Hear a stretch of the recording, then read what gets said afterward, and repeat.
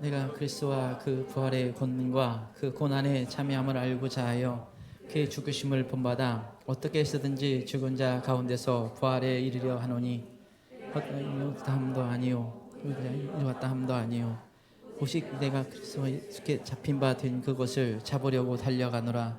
형제들아, 나는 아직 내가 잡은 줄로 여기지 아니하고 오직 한 일, 즉 뒤에 있는 것은 잊어버리고 앞에 있는 것을 잡으려고 표대를 향하여 그리스도 예수 안에서 하나님 위에서 부르신 부름의 상을 위하여 달려가노라. 아멘. 우리 신앙생활은 우리의 전부를 거는 겁니다. 우리의 전 인생을 거는 것이고 우리 온 마음을 다 드리는 것이고 이 다른 어떤 이 여지가 없이 전적으로 주님을 따르는 것입니다. 이걸 강조할 수밖에 없는 것이 이게 핵심인데 근데 우리가 이 세상을 살다 보니까 그러질 않아요. 10계명의 첫 번째 계명이 나 외에 다른 신을 내게 두지 마라. 그러니까 오직 하나님, 오직 예수님이라는 거예요. 여러분 사실 이 전부를 건다는 것은 우리 신앙생활의 핵심이지만 사실 이 인본주의 시대에 우리가 살고 있기 때문에 이게 쉽지 않아요. 사실은. 여러분 선악과를 따먹은 인간은 뭐예요? 내가 선악을 판단하고 내가 주도하고 내가 내 마음대로 내가 원하는 대로 하고 싶은 게 인간의 어떤 그 죄의 뿌리와 같기 때문에 전심으로 내가 주님을 따른다는 건 쉽지 않아요. 그래서 이 시대는요 전심으로 주님을 따라야 된다고 하면 그냥 목사님이니까 풀타임이니까 이렇게 생각을 하지 나는 아무래도 세상 살아야 되는데 아니면 어떤 사람은 그러다가 못 먹고 살라고 왜 이런 생각이 나와요? 전심으로 주님을 따른다는 그 자체를 잘 안 들어가기 때문에요. 사실은 이제 우리 신앙은 나의 모든 걸 걸어야 되는 거예요. 나의 어떤 그 먹고 사는 문제도 나의 어떤 그 이 가정도 재정도 이게 예를 들면 주님은 이만큼만 가지시고 나머지는 내 거다 이런 개념이 아니에요.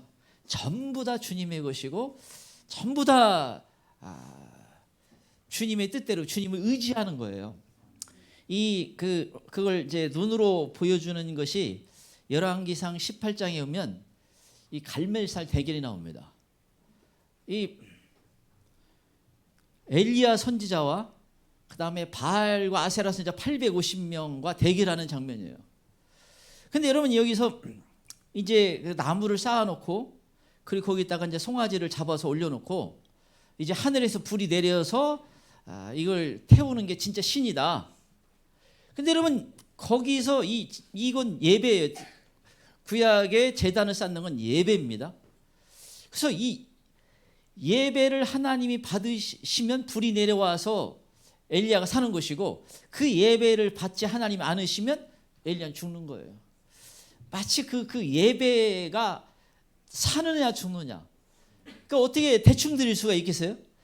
그러니까 전심으로 드려야 되고 그 기도 여호와여 응답하소서 여호와여 응답하소서 이 기도는 그냥 대충 그냥 들어주면 좋고 안 들어줘도 그냥 나름대로 내가 할 것 하고 이게 아니라 주님이 이 기도를 반드시 들어주셔야 됩니다 하는 어떤 이 간절함 어떤 그 전부를 거는 게 들어가 있어요. 그게 우리 이 신앙의 특성이 있습니다. 그래서 여러분 우리가 이게 한평생 많은 예배를 드리고 많은 기도를 하고 많은 어떤 신앙생활을 했다고 하는데 그게 우리가 전부를 거는 신앙생활이었는가 이건 좀 다를 수 있어요. 생각보다 적을 수도 있고 생각보다 그렇지 않을 수가 있습니다. 물론 우리가 항상 똑같은 마음으로 할 수 없는 그 연약함은 가지고 있지만 내가 이 전심으로 나의 모든 걸 드리는 신앙생활이에요. 그래서 이게 그게 이제 걸리는 게 뭐냐면 이게 나를 전부를 드려야 되는 그게 진정한 신앙생활이다 할 때 보통 사람들이 이렇게 이야기를 하다면 이것만은 좀 주님이 안 건드렸으면 좋겠다. 근데 제가 주님이 그렇잖아요. 주님은 나는 그것만 원한다. 여러분 이 아브라함은 큰 부자예요. 근데 아브라함은 사실은 재산은 그렇게 문제가 안 돼. 큰 부자지만 재산이 없는 거 큰 문제가 안 돼. 아브라함에게 진짜 자기 생명보다 소중한 거예요.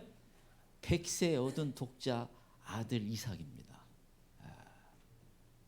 여기서 누가 우리 아들 이렇게 했다고 하는데 아브라함은 뭐예요?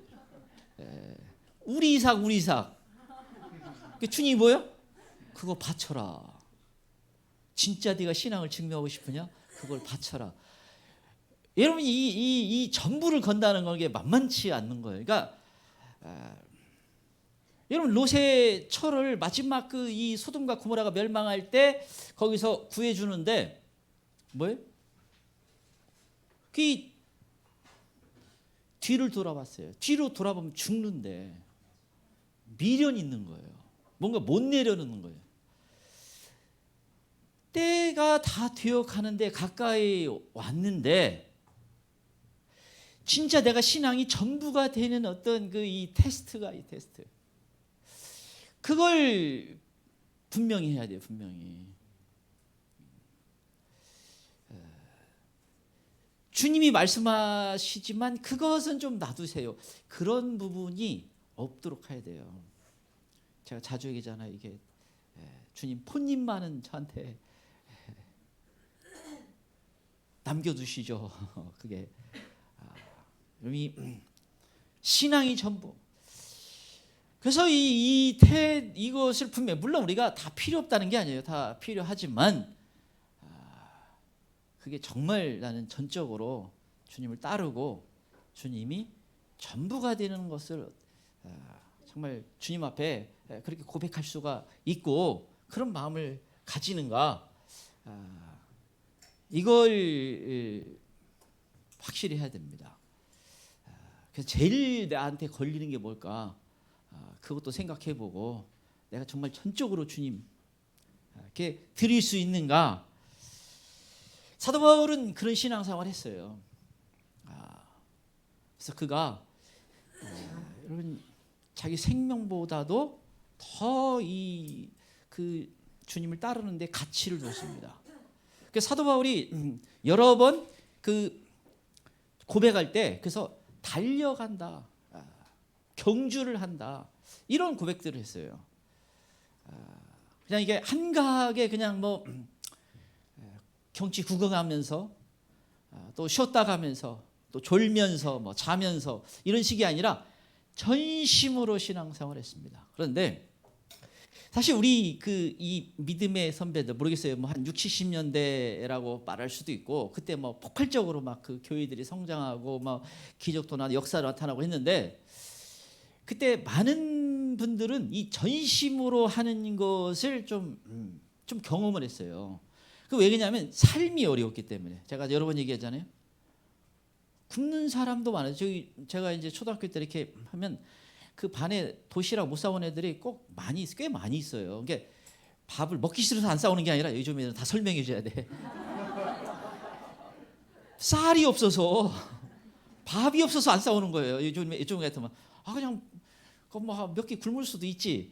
그게 아니라 먹을 거가 없어서. 그래서 이 쌀이 없어서 안 싸우는 사람이. 그 말은 그 당시에는 그러니까 먹고 사는 문제가 너무 심각한 문제가 돼요. 그러니까 기도를 할 때 주님 지금 응답 안 해주시면 우리 굶어요, 우리 가족 굶어요. 그러니까 얼마나 우리 여자분들이 기도하는 분들은 얼마나 간절히 기도했겠어요. 내일 주님 오늘밖에 먹을 게 없어요. 간절히 기도하잖아요. 그래서 이 놀라운 영적 부흥이 일어났던 거예요. 제가 이제 참 자주 잊어먹지 않는 게 그 시골에 부흥 집회를 하면 평소에는 한 3분의 2 정도 이렇게 교회가 찼는데 부흥 집회하면 창문까지 다 외부에서 다른 교회든지 외부에서 와가지고 걸터 앉아 있어요. 그 어떤 분은 막 쌀하고 짐하고 싸가지고 마당에서 뭐 밥 해먹으면서 멀리서 와가지고 지게지고 짊어져 와가지고 그냥 거기서 집회 참석하고 말씀 듣고 막 기도하고 그래서 막 학생들 중에도 다는 아니지만 아주 뜨겁게 은혜 받는 애들이 그냥 늘상 이게 자주 봤어요. 근데 지금은 물론 우리 교회 우리 중고 청년들은 뭐 대단한 어떤 이 시대에 비하면 대단한 어떤 신앙생활을 하지만 이 간절함을 가지고 나가는 게 만만치 않잖아요. 근데 제가 이 우리 교회 신앙을 좀 더 이렇게 높여야 된다고 높이는데 초점을 맞춘다고 하잖아요. 그 하늘의 시온산에 서야 되고 보좌 앞으로 가야 돼요. 그 이 첫 번째 휴거자가 돼야 됩니다. 그래서 사도 바울은 자기는 천심으로 달려간 아마 그가 셋째 하늘도 갔다 오고 거기서 주님의 어떤 음성을 듣고 그가 얼마나 그것이 복된 것인지를 알아서 더더욱 그랬을 것입니다. 그리고 이 신앙이 얼마나 그에게는 정말 절대적인 중요한 어떤 그 가치를 갖고 있다는 걸 잘 알기 때문에 그건 달려가는 신앙생활을 했어요. 그래서 이 주님이 평가를 할 때 이 달려가는 신앙생활이 아니면 아주 무섭게 책망해. 라우디아 교회처럼 네가 차덥지 뜨겁든지 해라. 그 미지근한 신앙생활 견딜 수 없다. 안타깝게도 이 시대에는 그 라우디아 교회의 특성을 많이 가지고 있어요. 겉으로는 다 괜찮은 것처럼 보여요. 뭐 건물도 옛날에 비해서 좋아지고 악기도 좋아지고 어떤 뭐 화려해지고 전에보다 다 좋아진 것처럼 보이는 어떤 이 교회들이에요. 근데 진짜 중요한 거 뭔가 빠진 느낌이에요. 그래서 이 시대에 따라가면 안 되고 우리가 정말 전심으로 주님을 따라가야 돼. 그래서 이 라우디아 교회 열심을 내라, 회개하라. 회개하고 열심을 내야 됩니다. 이게 말할 수 없는 복을 갖다 줘요. 우리 신앙에 어떤 열심과 열정이 중요한데 무엇 때문에 우리가 이 사도 바울처럼 달려가는 신앙생활을 해야 되는가? 무엇이 중요한가? 첫 번째, 달려가는 신앙생활을 하는 이유는 부활의 소망이 있기 때문입니다. 첫 번째, 달려가는 신앙생활을 하는 이유는 부활의 소망이 있기 때문입니다.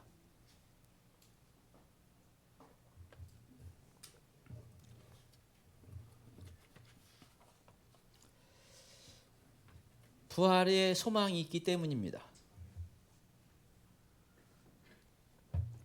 10절과 11절 보겠습니다. 10절과 11절 10절 11절 같이 읽겠습니다. 시작. 내가 그의 부활의 권능과 그 고난의 참여를 알고자 하여 그의 죽으심을 본받아 어떻게 해서든지 죽은 자 가운데서 부활에 이르려 하노라. 어떻게 해서든지 죽은 자 가운데서 부활에 이르려 한다. 어찌하든지 나는 정말 그 부활에 있으면 좋겠다. 언뜻 잘못 읽으면 사도 바울이 부활을 못할까 봐 걱정하는 거나 이렇게 생각할 수 있는 장면이 그게 아니고 실제로 제가 주석도 한번 뭐라고 해석해 놓나 봤더니 어떤 주석은 이것은 사도 바울이 조금 약해져 가지고 부활을 의심하고 정말 그분은 자기가 그러니까 이거 뭐예요? 어찌하든지 부활의 영광에 참여하고 싶다는 말이에요. 그 앞에 지금 바울이 부활 의심하는 내용을 쓰는 게 아니에요. 그 그리스도의 부활과 그 고난에 참여하고 그의 죽으심을 본받아 그 부활의 영광. 이 앞에 보면 이게 사도 바울이 그 영광이 무엇인지 알아요. 여러분 이게 우리가 사실은 모든 사람이 부활하면 안 믿는 사람도 부활해요. 그래서 생명의 부활이냐 심판의 부활이냐 이것만 있지 사실은 모든 사람이 부활해서 천국과 지옥으로 갑니다. 그런데 우리 믿는 사람 다 당연히 부활하는데 그 부활할 때 영광의 부활이 돼야 돼요.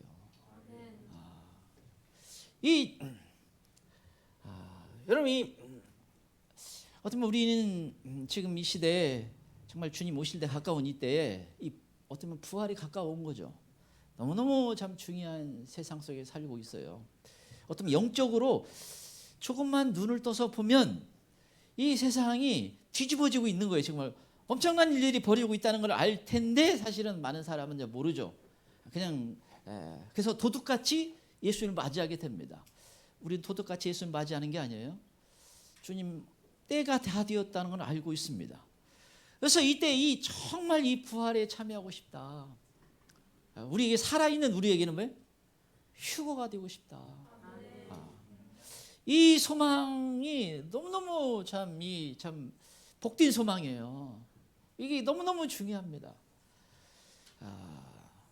왜냐하면 이게 영원한 것 때문에 그렇습니다. 여러분이 데살로니가 4장 16절 천사장의 소리와 하나님의 나팔 소리와 함께 친히 하늘로부터 강림하시리니 천사장의 소리와 하나님의 나팔 소리와 함께 예수님이 임하신다는 것입니다.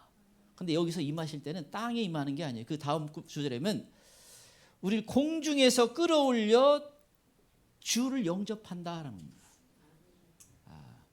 만약에 수백만 명이 우리가 휴거가 되면 이 땅에서는 모일 만한 장소도 없어요. 사실 공중에서 예수님을 영접하게 된다. 그 자리 반드시 가야 돼요. 그 자리. 고린도서 15장 51절 너희에게 비밀을 말하노니 이건 비밀이라는 거예요. 비밀이라는 건 일부러 감추는 게 아니라 영적으로 깨어있지 않으면 이걸 믿음이 없으면 다 비밀이라는 겁니다. 제대로 붙잡지를 못해요. 그런데 내가 너에게 비밀을 말하니 호련히 순식간에 나팔 소리와 함께 변화된다. 이 변화된다는 말은 우리 몸이 변화된다는 말입니다. 부활체의 몸으로 고린도서 15장에 말씀하시는 것처럼 부활체의 몸으로 아름다운 모습으로 강한 육체로 찬란한 육체로 변화된다는 것입니다. 마지막 나팔 소리와 함께 순식간에 호련히 갑자기 일어난다는 거예요. 이게 세상의 대다수의 사람은 비밀입니다. 왜 그래요? 다 조롱하고 있잖아요. 그 말을 못 들어본 건 아니에요. 심지어 요즘은 그냥 영화도 그런 영화나 무슨 광고도 그런 광고 나온다고 하니 안 믿으면서 그걸 그런 광고도 있다고 그래요. 근데 여러분 그래서 이 사람들에게는 그게 실제 일어난다는 생각을 못해요. 그리고 그게 가까이 오고 있다는 자체를 이해를 못하는 거예요. 그런데 우리는 그게 실제적인 것이고 또 가까이 오고 있다는 걸 알고 있습니다. 그래서 예수님은 마태복음 24장에서 깨어서 그날을 준비하라는 겁니다. 깨어서 영적으로 깨어 있어서 그날을 준비하래요. 그 사람이 왜요? 슬기로운 다섯 처녀가 됩니다. 지금 기름을 준비하면서 깨어서 그날을 맞이하라는 거예요. 그래서 이 영광스러운 그러면 너에게는 데살로니가서 5장 4절 그날이 도둑같이 너에게 임하지 못하리라. 이건 분명히 약속이에요. 분명 우리에게는 사실은 갑자기 맞이하는 일은 아니다. 물론 그날과 그 시간은 모르지만 그때가 가까이 왔다는 것은 분명 알려주신다라는 것을 의미하는 것입니다. 그래서 4장 18절 이러한 말로 서로 위로하라. 그래서 저도 이제 이렇게 한 번씩 그 붙잡고 창문 밖을 한 번씩 봅니다. 그 다행히 조금 요즘은 뭐 산도 보이고 논도 보이고 그래서 전에처럼 건물만 보이는 건 아니에요. 그래서 보면서 한 번씩 주님 빨리 오시죠. 때가 다 되어갔고 다 이루어져 가는 거, 다 주님 말씀하시는 것들이 거의 다 이루어졌는데 이제 곧 오시면 좋겠네요. 이런 고백을 하고 있습니다. 그래서 이때 부활하게 되면 그게 바로 첫째 부활입니다. 요한계시록 20장에 보면 첫째 부활에 참여하는 자가 복이 있다. 1000년 동안 왕노릇하게 될 것이다. 사실 그래서 우리가 이 왕권이 주어지는데 물론 꿈에서는 그 왕의 복을 한번 봤어요. 물론 이제 이렇게 저희 아내 그 옷장도 한번 봤었고 제 옷장도 한번 봤었는데 저보다 옷이 많더라고요. 그래서 나보다 수고를 더 많이 하는구나. 근데 그 이제 모르게 뭐 주님 직접 가봐야겠지만 이제 이게 옷에 이게 반짝반짝 이 금이 수놓아졌어요. 수놓아. 그래서 이게 참 아주 빛나는 옷이구나. 근데 이 영원히 왕노릇하는 거에 대한 말씀을 주시고 있어요. 그걸 봐가지고는 그럼 이 한 번 우리에게 왕권이 주어지면 영원한 어떤 왕권이 주어진 위치에 갑니다. 물론 여기에 대한 그러면 그 백성들은 무엇이 어떤가 이거에 대한 뭐 쭉쭉 설명을 더 자세히 할 수 있지만 뭐 그 시간은 아니에요. 그런데 이건 영원히 주어진 이게 여러분 이게 영원히 그 위치에 간다는 것은 얼마나 중요해요. 이게 사도 바울이 그 영광의 부활에 너무너무 참여하고 싶은 소망이 있는 거예요. 그걸 제대로 아는 사람이라면 얼마나 그게 중요하게 그걸 붙잡고 있겠습니까? 그래서 이 요한계시록 2장 26, 27절 만국을 다스리는 권세를 주신다. 요한계시록 3장 21절 보좌에 함께 앉게 해주시겠다. 다니엘 7장 26절 왕국과 권세와 위세가 그 백성들에게 주어진다라는 것입니다. 그래서 이 첫째 부활 그래서 일단은 휴거가 되면 그 대상에 일단은 포함이 돼요. 그래서 일단은 휴거가 돼야 되고 나 혹시 휴거가 안 되는 사람은 이제 순교를 각오를 해야 됩니다. 우리 늘 알고 있죠. 그래서 짐승의 표를 받지 말고 우상에 경배하지 말아야 된다. 그래서 여러분 이제 지금은 조금씩 이렇게 가까운 사람에게는 좀 안 좋은 소리 듣더라도 또 어떤 아주 그 어려운 시대가 오면 짐승의 표 받지 말고 우상에 경배하지 마라. 미친놈 이렇게 해더라도 이거 꼭 들어 한 번씩은 해줘야 돼요. 그래서 왜냐면 그때는 많은 사람이 깨어나고 그때 기회가 주어지니까 그리고 이제 좀 더 가까우면 거기 우리가 알고 있는 주소를 좀 써가지고 주머니에 꼭 놓고 다니라. 거기로 가야 되다 보니까 많이 가는 사람 많아요. 우리 주변 사람들이 있는 거죠. 그래서 이 영광의 부활 지금 정말 저는 이게 더 가슴 뛰는 게 그게 실제적으로 가까이 왔다는 것을 이제 피부로 느낄 만한 시간이 됐기 때문에 이때에 살고 있는 게 얼마나 감사한지 몰라요. 물론 맨날 시대에 살았으면 뭐 그냥 노인 되고 노후를 좀 뭐 걱정하면서 그냥 끝까지 그냥 뭐 신앙 생활하다가 이 땅의 삶을 마친다 뭐 이런 개념인데 지금은 피부로 가까이 느낄 만큼 그 시기가 가까이 온다는 자체가 굉장히 참 감사하는 조건입니다. 그리고 기쁨이고 그래서 뭐 사도 바울이 그 영광의 부활을 소망했고 저도 그렇고 여러분도 그런 소망하기를 바랍니다. 자, 두 번째 달려가는 신앙생활을 하는 이유는 목적이 중요하기 때문입니다. 두 번째 달려가는 신앙생활을 하는 이유는 목적이 중요하기 때문입니다.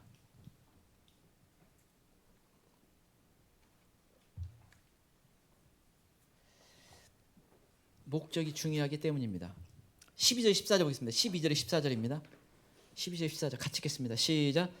내가 이미 얻었다 함도 아니요 온전히 이루었다 함도 아니라 오직 내가 그리스도 예수께 잡힌 바 된 그것을 잡으려고 달려가노라. 형제들아 나는 아직 내가 잡은 줄로 여기지 아니하고 오직 한 일 즉 뒤에 있는 것은 잊어버리고 앞에 있는 것을 잡으려고 표대를 향하여 그리스도 예수 안에서 하나님이 위에서 부르신 부름의 상을 위하여 달려가노라.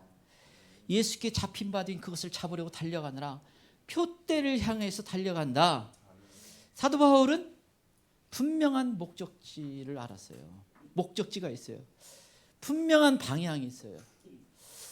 분명히 달려가야 될 어떤 그 이유를 알았습니다. 그래서 이 사도 바울이 사는 인생은 그 목적지를 향해서 그 방향을 향해서 열심히 달려가는 것입니다. 거기에 자기 모든 것을 인생을 걸 만한 가치 있다는 걸 알았기 때문에 그래요. 그게 정말 복된 인생이라는 것을 알았기 때문에 그렇습니다. 그래서 여러분 이 사도행전 24장에 보면 사도 바울이 마지막 그 밀레도 항구에서 예배 성도들에게 고별 설교를 해요. 네, 이 간증을 합니다. 그래서 마지막 어떤 이 자기 어떤 설교, 저도 이제 때때로는 이번 주가 마지막이지 하면서 이렇게 설교를 해야겠다는 마음도 들어요. 그래서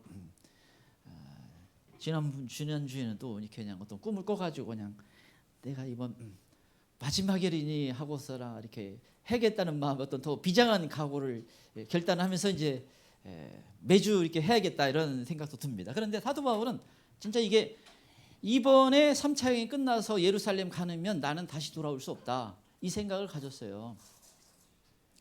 그래서 이 사도 바울이 밀레도 항구에서 자기가 보고 싶은 에베소 성도들을 불러서 밀레도 항구에서 보게 됩니다. 근데 거기가 간증을 하면서 자기가 어떻게 주를 섬겼는지를 얘기합니다. 그리고 자기가 왜 이런 신앙생활을 하는지를 알려줘요. 그래서 사도행전 20장 22절이면 내가 성령의 메인바디였다, 난 성령에 사로잡혀 있다, 성령의 인도하심에 따라 가고 있다. 여러분 이 사도 바울이 예루살렘을 향해서 가는 그것을 사실은 주변에 계속 말렸어요. 그 제자들도 말리고 예언한다는 사람도 말리고 다 말렸습니다. 근데 자기는 이건 성령의 인도함에 따라 간다. 그 사람이 성령의 인도하심은 사실 우리가 예상한 어떤 신앙생활이 아니에요. 사도 바울이 사도행전 16장에 보면 아시아에서 복음을 전하려고 했는데 성령이 가로막았다. 그래서 이 드로아까지 갑니다. 제 아이디가 드로아예요.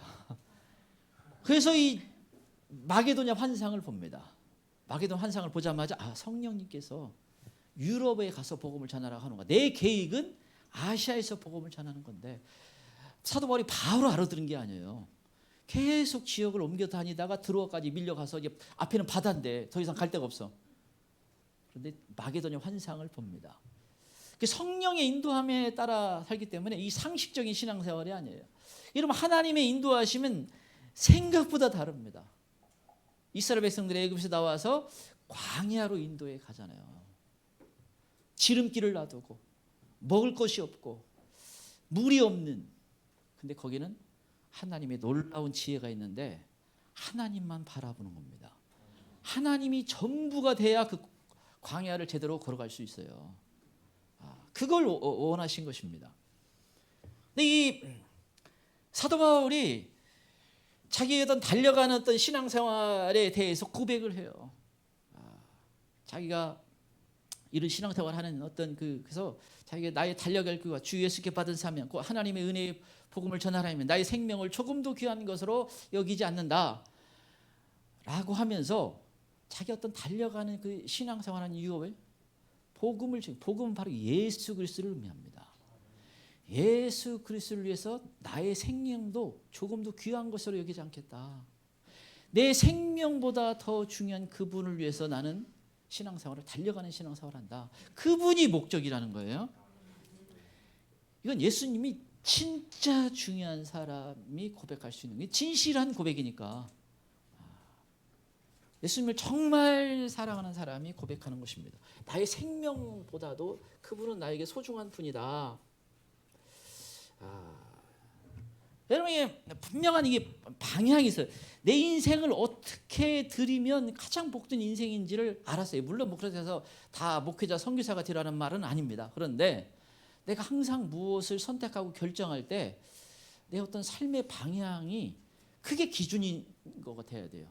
여러분 이 시대에는 그냥 방향이 모호해요. 여러분 방향이 없으면 뭐예요? 뭔가 재미가 없어. 뭔가 허무해. 뭔가 허전해. 여러분 자식에게 모든 걸 걸고 있는 사람은요, 자식이 내 마음대로 안 자라면 뭐냐면 그때부터 허무해집니다. 사업에 전부를 걸었던 사람이 사업이 안 되면 그때 무슨 일 봤어요? 심지어 자살까지 해요. 인생 그 의미가 없어집니다. 그게 전부라고 생각하기 때문에. 심지어 학생들은 그냥 그 대학 자기가 목표한 대학에 떨어지면 자살까지 하잖아요. 인생을 길게 보면 그거 아무것도 아닌데 사실은 진짜 중요한 것은 핵심은 아닌데 그게 전부라고 생각하니까 그게 방향이 목적지가 없고 방향이 없는데 목적지가 있고 방향이 있다고 하는데 그게 또 잘못된 방향이에요. 열심히 사는데 헛된 인생을 살합니다. 얼마나 사실 불쌍한 거예요. 그래서 여러분은 우리는 이 신앙의 전부를 거는 사람이라 그런 거에 이제 이렇게 마음 무너지면 안 돼요. 참 저희 요셉을 최근에 욥기를 한번 다시 읽어봤는데 욥기서는 참 놀라워요. 이렇게 신앙이 성장함에 따라 읽을 때마다 새로운 게 많이 보이는데 아무튼 정말 욥은 제가 형님으로 모실 수밖에 없는 게 여러분 하루아침에 그 큰 거부가 재산 날라가고 자녀들 다 죽고 몸에 병이 들었어요. 우리가 상정할 수 있는 최악의 것은 다 들어가 있어요. 근데 주신 자도 하나님이시오, 가져가시는 분도 하나님이십니다. 다. 그 아내가 하나님 욕하고 죽어라 뭐. 그게 참 진짜 하나님 전부가 되는 삶이에요. 물론 이야기하는 과정 속에서 그 대단한 욥이지만 교만도 올라오고 그 안에 죄성도 올라옵니다. 그러지만 참 대단하죠. 그런데 여러분 제가 이 욥기서를 제가 옛날에 청년 때 읽으면서 그 친구들 말도 다 맞고 욥도 말도 다 맞고 근데 왜 하나님은 혼내시지? 제가 한동안 몇 번 읽을 때마다 그랬어요. 근데 점점 이제 신앙이 하면서 왜 그런지를 이해를 합니다. 그 하나님이 나타나셔서 해준 말씀이 너무나 중요한 게 있어요. 하나님 일일이 설명 안 해줘도 그러나 정말 욥이 겸손케 하는 내용이 들어가 있습니다. 사실은 결국에 욥이 이제 교만에 걸려들죠. 그 인간의 어떤 죄의 뿌리라 그래요. 그렇지만 아무튼 대단한 신앙입니다. 그래서 여러분 우리의 진정한 목적지는 뭔가 예수님이에요. 예수님이 방향입니다. 그래서 어떻게 하면 예수님을 기쁘시게 할까? 예수님의 뜻은 무엇일까? 어떻게 하면 예수님과 함께 걸어갈 수 있을까? 예수님과 동행할 수 있을까? 그래서 여러분이 마음에 힘든 일이 있으면 뭐예요? 그때 예수님을 불러요. 그때가 굉장히 진실한 마음, 간절한 마음으로 예수님을 찾을 가능성이 많아요. 평소에 배부르면서 편안하다 이런 때 안 돼 잘. 그런데 목사님 저 너무 힘들어요. 저도 찾아오긴 하지만 그때 예수님 찾는 게 기회예요. 주님 아시죠? 제 마음 아시죠? 주님 앞에 일단은 해야 돼요. 사람도 다 둘째 셋째 문제이고 내 마음 주님 앞에 토로하는 어떤 시간을 갖는 게 굉장히 중요합니다. 그 사람이 진짜 예수님 오직 예수님을 바라보라. 그래서 이 히브리서 11장 12장 1절 2절 경주를 한다는 거, 이게 달려간다는 걸 의미합니다. 그런데 이런 걸 보면 바울 사도가 이 히브리서 썼나 이런 생각이 들어요. 비슷한 게 있어요. 그런데 온전하게 하시는 예수를 바라보자. 항상 예수님을 바라보겠다. 매일매일 무엇을 하든지 예수님을 좀 느끼고 그러면 그게 굉장히 중요해요. 뭐 어디를 가든지 무슨 생각이나 하든지 예수님은 이거 어떻게 생각하세요? 예수님은 이런 상황에서 어떻게 예수님 결정해야 돼요? 가장 친하고 가장 나하고 친밀한 분이 예수입니다. 이 마음을 가지고 신앙생활 하는 게 중요합니다. 자, 세 번째, 달려가는 신앙생활을 하는 이유는 부름의 상을 받으려고 하기 때문입니다. 세 번째, 달려가는 신앙생활을 하는 이유는 부름의 상을 받으려고 하기 때문입니다.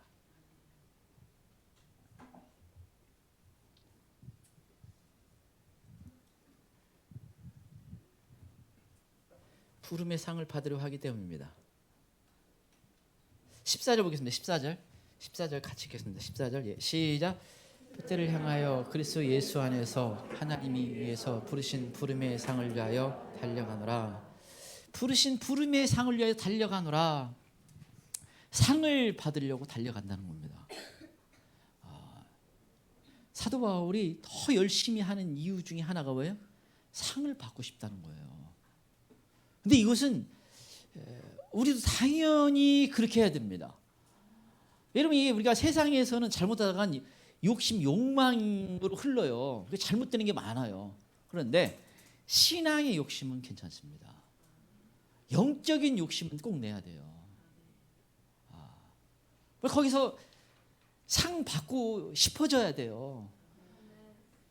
그게 14만 4천이 그게 그 숫자가 뭘 의미하는지는 100% 말할 수는 없지만 아무튼 그 하늘의 시온산에 서 있잖아요.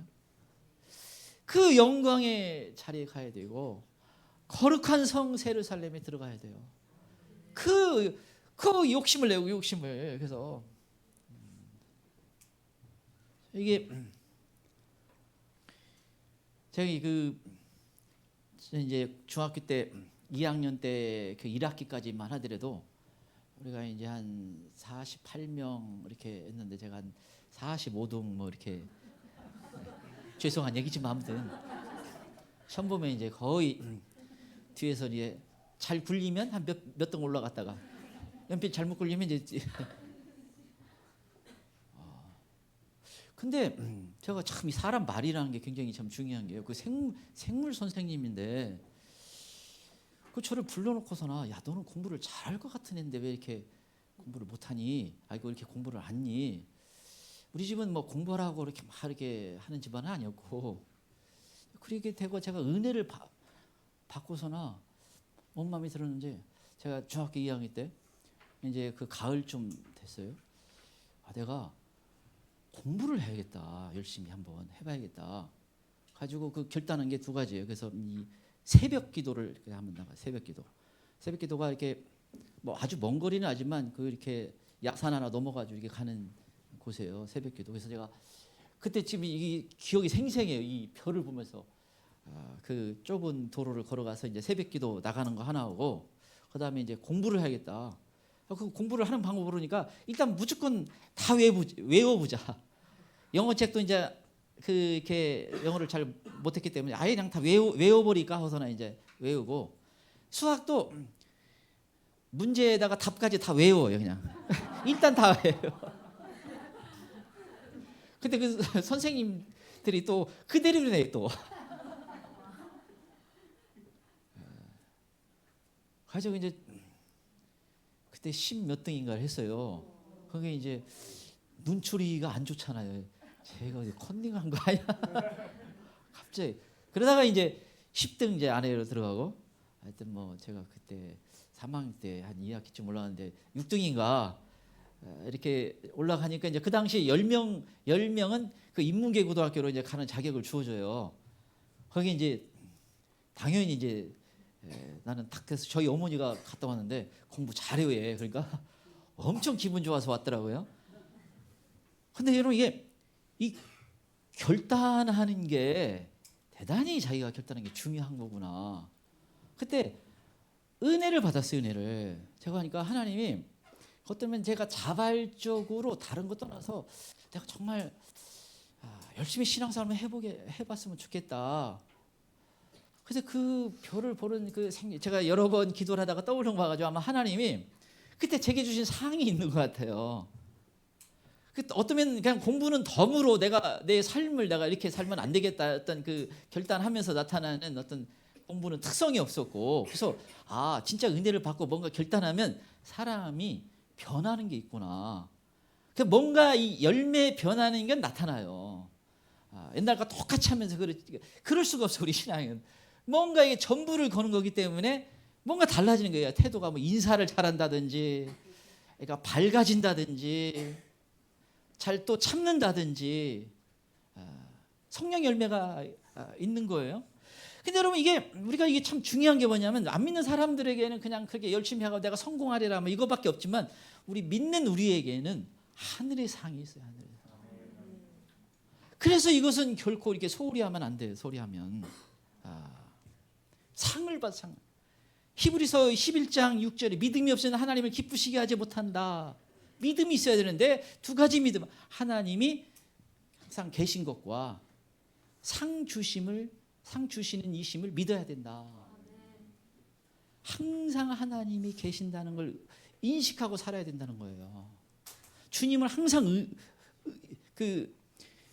주님이 지금 이것을 보고 계시고 듣고 계시고 이런 생각을 항상 해야 되는 거고, 그리고 뭐예요? 상 주시는 분이다. 이게 의외로 근데 여러분 이게 상 주는 거에 대해서 신학에 가면 양쪽 입장이 첨예하게 대립해요. 상은 뭔 상이냐? 그러면 상 주고 저거면 그게 천국이냐? 이런 사람도 사역자도 의외로 많아요. 내가 보니까 그 사람은 상 못 받는 수준이 아니라 잘못하다가 저 밑으로 떨어져. 그 말씀에 믿음은 하나님이 상 주심을 믿으라고 했는데 그거 안 믿고 있으면 여러분, 그래서 여러분이 열심히 낼 만한 가치가 있어요. 그래서 여러분도 공부도 열심히 하시고 또 할 수 있는, 그런데 그 상 받기 위해서 누가 막 부모님이 너 왜 그렇게 더 열심히 해 이런 거 하지 마요. 그냥 내가 작정하고. 제가 보니까 중학생 때 나이 정도 되니까 그게 가능했어요. 보니까 초등학생 때 한 번 딱 내가 오늘은 은혜 받은 철회 한번 해보겠다. 초등학교 5학년이니까 한번 해봤고, 중학생 때는 이게 가능했던 것 같아요. 왜냐하면 그 당시 삶이 좀 내가 고달퍼서 중학교는 싫었어요 아주. 그런데 그 나이면 결단할 수 있어요. 그래서 여기 우리 중학생 여러분 오늘 걸렸어. 그래서 일주일 동안 저기 작정하고 좀 기도도 하고. 중학생이 은혜를 못 받는 세상에 우리가 북한도 중학생 때 못 온다고 하잖아요. 얘네들 중학교 부르짖고 한번 해. 이게 영혼을 결정할 수 있어요. 영혼을 얼마나 중요해요. 얼마나 이게 머리가 커지면 요즘은 반항적이 되고 이렇게 해요. 그래서 근데 거기 누군가 살아야 돼. 살려야 돼. 제가 이제 고등학교 때 이렇게 학생회장을 했는데 한 40여 명, 하여튼 죄송한 얘기지만 제가 전도에서 한 80명까지는 매일 아침에 나가가지고 이제 이렇게 그 문 두드려가지고 애들 부르니까 한 80명까지 늘어나더라고요. 주일 아침에 일찍 나와가지고 이제 가자고 했는데, 근데 제가 그 당시 제가 이제 학생 회장이었고 부의장이 한 명 있었는데 하는 진짜 신앙이 좋았어요. 왜냐하면 기도에서 차이가 나. 왜냐면 난 열심히 하겠는데 야는 땀이 뻘뻘 흘려. 내 옆에 보다가 땀까지 흘려. 이게 잘 안 돼. 근데 왜냐면요, 얘가 더 간절했던 이유가 아버지가 술 먹고 와서 때리고 힘들게 하고 하니까 야는 교회 와서 정말 자기 목숨 걸고 기도해요. 나는 그래도 부모님 신앙 부모님 좋으신 부모님에다가 신앙도 좋으시고 굶지는 않았잖아요. 그러니까 얘만큼은 안 되더라고. 근데 나중에 나누니까 내가 그렇게 부러웠다네 또. 아니 집안도 좋은데 신앙까지 주면 어떻게 해. 근데 이게 정말 나중에 이제 제가 청년대 가지고 만났어요. 그랬더니 우리 교회 그 에쿠스가 요즘 없지 그 자가용이 에쿠스가 쫙 시골 그 교회에 들어와요. 그동안 자기가 기도하는 것은 하나님이 다 들어준다는 거예요. 저 부산에 가지고 사업에 성공한 거예요. 그 당시 하여튼 최고급 승용차예요. 저는 이제 신학을 이제 시작하는 입장이 있었고, 그래서 참 복은 받았더라고요. 보니까 물론 나중에 제가 또 그 정도면 사역자까지 돼야 되는데 이런 마음은 있었지만 가는 길은 다를 수 있죠. 근데 이 땅에서도 주시는 상이 있더라고요. 그 친구를 보니까. 근데 우리가 진짜 받아야 할 하늘의 상이에요. 이건 에쿠스가 아니라 에쿠스 만대도 갖다 상상할 수 없이 큰 상이에요. 이건 정말 다윗은 그걸 조금 알았어요. 그래서 다윗은 그런 어떤 그 시편의 고백 같은 거 보면 그 상황, 그런데 그게 영원히 주어진다는 게 우리가 중요한 겁니다. 이 땅에서 몇십 년 우리가 좀 누리는 정도가 아니라 영원한 이 영원이라는 그게 이게 잘 안 와닿죠. 그래서 여러분 아마도 그 거룩한 예루살렘에서 거기 들어가는 사람이 전부 다 왕권을 주는 건지 아니면 또 다른 그룹이서 주는 건지는 모르겠지만 일단은 거기 그 성 안에 들어가는 게 그 진주문 안에. 여러분 성경은 그냥 그대로 실제적인 거예요. 큰 진주문이 있다면 큰 진주문이 있구나 이렇게 이해하면 됩니다. 물론 여기보다 질적으로 좋겠지만 그 다음에 보석으로 지어졌다. 그럼 보석으로 지어져 있는 거예요. 근데 말할 수 없이 그건 어둠이 조금도 없다. 여기는 그늘이라 생기지만 거기는 완전한 밝음이고 사람 내면도 완전한 밝음이에요. 이 밝음을 제가 그 95년도에 여의도 광장 그 경배 찬양 집회 때 잠시 경험을 했는데 여러분 이게 제가 몇 번 자주 얘기해서 왜냐면 너무 그때 제게 큰 정말 황홀하게 느껴지게 걸어가는데요. 그냥 발이 땅이 안다. 실제적인 게 아니라 그냥 떠서 거기까지 제가 집 걸어오고 그때 이제 잠이 안 와요. 그래서 어떻게든 자야겠다는 아침에 보니까 이건 그냥 구름도 찬양하고 산도 찬양하고 다. 그때부터 한 2, 3년은 그냥 이게 자주 이렇게 한 번씩 구름이 찬양하고 산이 찬양하고 나무도 찬양하고 그래서 제가 그러니까 잠시 맛을 보게 해준 거예요. 맛을. 거기 가면 그 밝음과 그 안에 갈등과 부담과 두려움과 이런 게 완전히 사라지는 거예요. 이건 그리고 그 성에서 왕권이 주어지는 아마 그 밖에는 훨씬 더 많은 사람들이 살겠죠. 그래서 그 왕권에 다스리는 왕권이 상이 주어요. 상이. 근데 그게 사실은 이미 결정이 돼. 그래서 이 땅에는 뭐예요? 거기서 어떤 사람으로 사느냐를 결정하는 게 지금 우리의 삶일 뿐이에요. 그냥 거쳐가는 거죠. 거쳐가는 거. 그래서 거기서 어떤 사람으로 살 것인가를 지금 우리의 예배와 기도와 주님을 사랑하는 거와 우리가 지금 걸어가는 그 결정을 하는 시간일 뿐이에요. 그것도 제가 믿기로는 그 시간이 많지를 않습니다. 그래서 지금 상황. 그래서 이 모세는 뭐예요? 이 부름의 이 상인데 모세가 이는 상주심을 바라보며 애굽의 모든 보화를 내려놨다. 이는 상주심을 바라봄이라. 애굽의 모든 보화는 세상의 전부 가장 좋은 것들을 의미합니다. 그런데 그것을 다 내려놨다. 상주심을 아마 이걸 보면 제가 봤을 때 무슨 아브라함이 똑같은 고백하고 모세나 이런 하나님의 사람들이 꿈을 꿨든지 환상을 봤던 것 같아요. 그래서 아마 이렇게 그들이 구체적으로 그렇게 할 수 있는 게 어떻게 가능했을까? 아니면 지금 천국 지옥 간증하듯이 그 천국 지옥을 한번 갔다 왔다든가 이럴 가능성이 조금 제가 봤을 때 높아요. 왜냐하면 전부 다 걸었어요. 그 모세가 걸어가는 길도 얼마나 힘들어요. 저는 좋은 성도님들 줘서 붙여줘서 걸어가는데 그래도 참 잘 걸어가고 있습니다. 근데 그 모세 2, 300만이 되는데 상당히 못 됐잖아요. 이게 그냥 자꾸 삿대질을 쌓고 막 멱살 잡으려고 했었고 막 너만 리더냐 하면서 막 얼마나 힘들어요. 근데 아마 하나님이 이루어 주시라고 줬던 거예요. 그래서 모세가 상을 바라봤다는 겁니다. 그래서 이 상을 받아요. 그래서 근데 이 부름의 상, 부르심에 대한 상이에요. 하나님이 각자 부르신 게 있어요. 저는 이제 하나님이 저한테 부르신 목회자로서 부르신 게 있죠. 물론 저희 어머니 영향이 가장 컸고 하나는 이제 이미 태어날 때 결정된 게 어머니가 이제 큰 잉어를 2마리 잡아가지고 집에 이제 논에서 잡아가지고 그 논에 집에 옛날에는 물 떠서 먹는 게 있잖아요. 거기에다 물 바켓을 올리는 건데 거기 이제 2마리를 집어넣은 거예요. 이제 허인 할아버지가 나타나가지고 내가 하나님이다 하면서 그 잘 키워서 나 줘라. 그러니까 이제 우리 어머니는 야 이거 하나님 빨리 내려가시는 것보다. 그래가지고 제가 잘할 때까지 신학교 들어갈 때까지 그 얘기 안 했어요. 신학교 들어가는 거 보면서 목회자로 불렀구나. 이건 막을 수가 없구나. 근데 이제 그래서 이미 태어나기 전에 사실은 여러분 부르신 게 이게 행복한 교회에서 나중에 같이 만나라. 부르신 거 하세요 부르세요.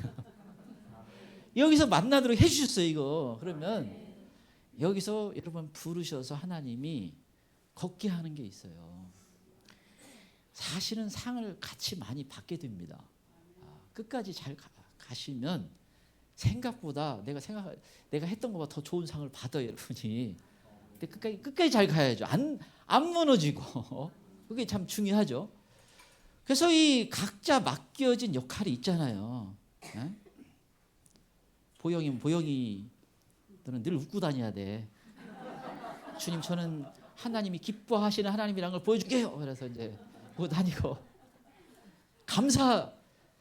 주인은 늘 감사하고 뭔가 이렇게 나에게 맡겨진 여기서 주님을 기쁘시게 하는 것을 내가 어떻게 하면 될까? 그래서 뭔가 이게 섬기기도 하고 작은 거지만 그게 중요한 거 아니에요. 어떤 사람은 한 달란트 받았어요. 근데 한 달란트 받는다고 해서 하나님이 차별하려고 하는 게 아니라 그에게 맡겨진 달란트예요 그냥. 그래서 그것을 감사하며 잘 지었으면 착하고 충성된 종아 즐거움에 참여할지어다. 천국의 즐거움에 참여하는 거예요. 얼마나 영광스러워서 각자 맡겨진 지금은 그래서 지금 우리가 제가 자주 거의 항상 제가 설교 이제 마무리 항상 기뻐하라 쉬지 말고 기도하라 범사에 감사하라. 지금 그렇게 살 시간밖에 없어. 지금 이제 우리가 뭐 아웅다웅할 시간도 없고 방황하면 안 돼 이제. 전심으로 달려가야 돼요. 제가 이 설교를 또 주님 어떤 설교? 지금은 전력 질주할 때다. 그 시간이 주어져 있다. 지금은 그래서 100m 달리기는 거예요. 목적지가 분명히 보이는 시간까지 왔어요. 그래서 지금은 100m 달리기 하다가 피곤해서 걸어가면 그냥 그건 자격이 안 되잖아요. 지금은 전심으로 달려갈 때입니다. 그래서 이 상을 다 받을 수 있기를 바랍니다. 자, 우리가 예수님 3번 부르고 한번 같이 한번 기도하기 원합니다. 예수님